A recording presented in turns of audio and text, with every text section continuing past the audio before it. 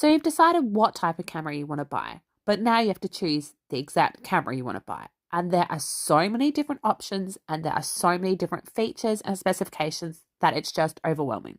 Let's break some of them down for you. Let's go over some of the big ones. So megapixels is how big your photos can be printed. 3.2 talks about how big the LCD screen at the back of the camera is. The next one talks about frames per second, which is how many photographs the camera can take per second. 4K talks about it being high quality video that you can film on your camera. You then have what type of memory card the camera uses, whether it has a viewfinder or not. Mirrorless cameras don't have a viewfinder. Whether your camera can connect to Wi-Fi so you can transfer photographs. And then you get down to the specs and it just looks scary. We've already covered some of these, so let's go to the ones that we haven't. Sensor size is the size of the sensor and whether it is the same size as a 35mm piece of film is. Anything under 36mm means that it is cropped or micro thirds sensor. ISO sensitivity talks about the range that your ISO goes. The next is whether your camera has image stabilization, so the extra stabilization. Autofocus points talks about how many points that the camera can use to focus the camera.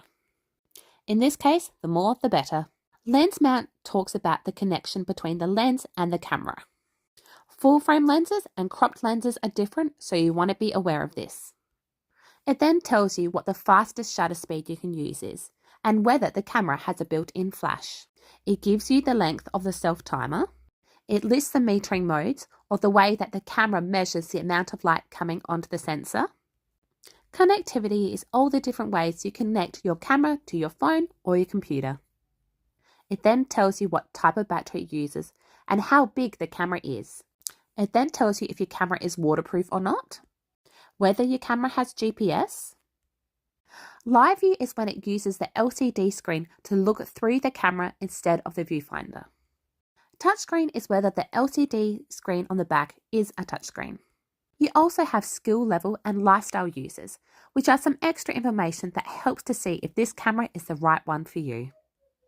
And now that you know what it all means, you need to decide on what features are the ones that are important to you and what's going to help you get the most out of this camera and the type of photography that you do.